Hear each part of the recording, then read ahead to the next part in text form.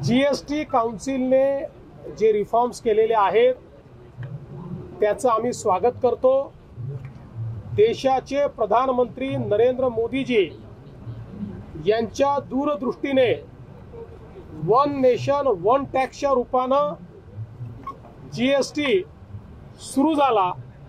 GST सुरू झाल्यापासून देशामध्ये जीएसटीचा लीडर महाराष्ट्र राहिलेला आहे।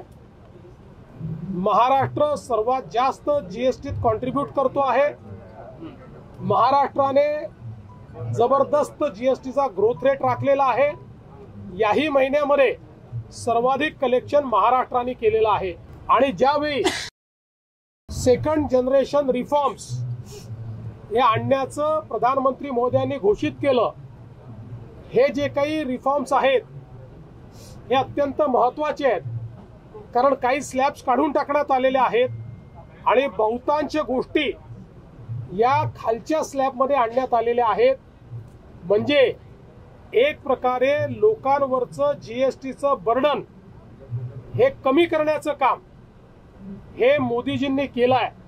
देशाच्या इतिहासात असं फार कमी होतं की अशा प्रकारचे जे काही इनडायरेक्ट टॅक्सेस असतात त्या टॅक्सेसमध्ये इतका मोठा स्वीपिंग रिफॉर्म हा शक्यतोवर पाहायला मिळत नाही, पण तो मोदीजींनी केला आणि त्याला काल जीएसटी काउन्सिलने मान्यता दिली।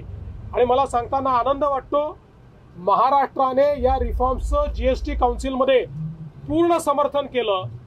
आणि ज्यावेळी जीएसटी रोल आउट झाला त्यावेळी लोक म्हणायचे की अडचण होईल, पण ती झाली नाही।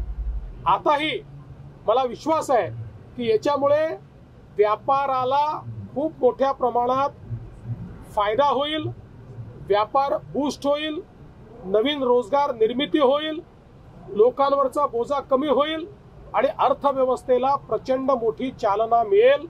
आणि म्हणून हे सेकंड जनरेशन रिफॉर्म्स करण्याकरता मी प्रधानमंत्री नरेंद्र मोदीजी यांचे मनापासून आभार मानतो।